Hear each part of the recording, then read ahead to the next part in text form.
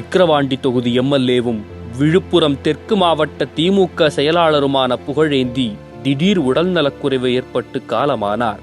நேற்று வரை தேர்தல் களத்தில் முழங்கிய குரல் ஒரே நாளில் முடங்கிய சோகம்.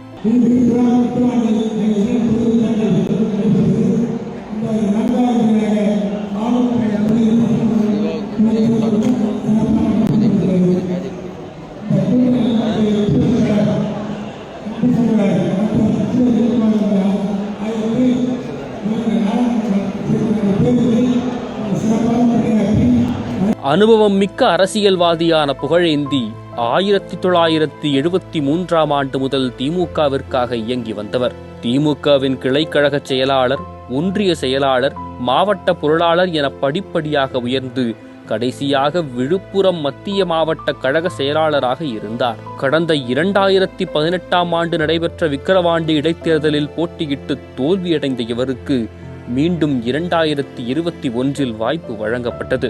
அதில் வெற்றி பெற்று விக்கிரவாண்டி சட்டமன்ற உறுப்பினராக தேர்ந்தெடுக்கப்பட்டார் புகழேந்தி. அமைச்சர் பொன்முடியின் நெருங்கிய நண்பராகவும் தீவிர விசுவாசியாகவும் இருந்தவர் புகழேந்தி.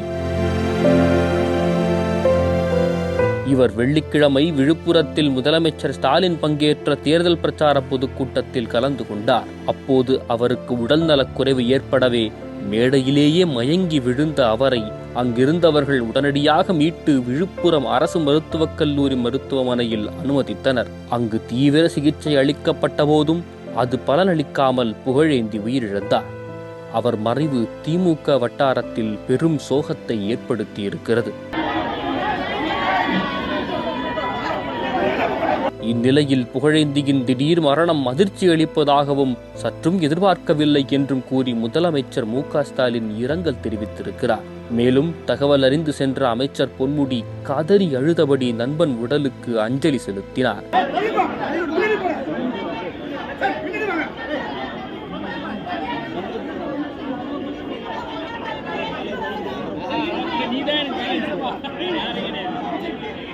புகழேந்தியின் மறைவுக்கு கூட்டணி கட்சி வேட்பாளர்கள், திமுகவினர் உள்ளிட்டோர் இரங்கல் தெரிவித்து வருகின்றனர். இதற்கிடையில் அவரது உடல் கலைஞர் அறிவாலயத்தில் அஞ்சலிக்காக வைக்கப்பட்டு பின்னர் அவரது சொந்த ஊருக்கு எடுத்துச் செல்லப்பட்டு நல்லடக்கம் செய்யப்பட உள்ளதாக தகவல் வெளியாகியுள்ளது.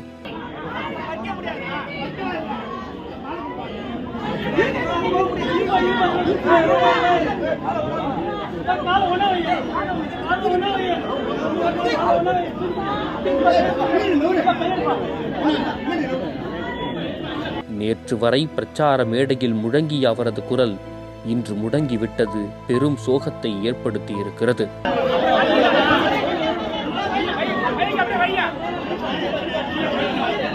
அரியே